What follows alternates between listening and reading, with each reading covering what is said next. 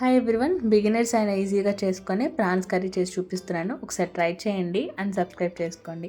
3 ఉల్లిపాయలు 6 పచ్చిమిరకాయలు కట్ చేసుకోండి. 2 టమాటాలు పేస్ట్ చేసుకొని పెట్టుకోండి. ఒక బాండీలోకి ఆయిల్ యాడ్ చేసి ఆయిల్ హీట్ అయినాక 3 లవంగాలు, 2 ఇలాచి, 1 ఇంచు దాల్చిన చెక్క, జీలకర్ర, షాజీరా, ఉల్లిపాయ ముక్కలు, పచ్చిమిరకాయ ముక్కలు, కొంచెం పసుపు, టేస్ట్ తగ్గంత సాల్ట్ వేసి ఇవన్నీ ఫ్రై అయిపోయినాక 1 టేబుల్ స్పూన్ అల్లం వెల్లుల్లి పేస్ట్ వేసి పచ్చివాసన పోయినాక ప్రాన్స్, కొత్తిమీర వేసి ఒక 3 నిమిషాలు ఆయిల్లో ఫ్రై అవనివ్వండి.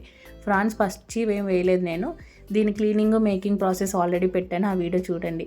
టమాటో పేస్టు, టేస్ట్ తగ్గంత కారము, గరం మసాలా వేసి మిక్స్ చేసుకొని మీడియం ఫ్లేమ్లో 5 నిమిషాలు వదిలేయండి. 5 నిమిషాల తర్వాత ఆయిల్ అంతా ఇలా సపరేట్ అయి ఉంటుంది.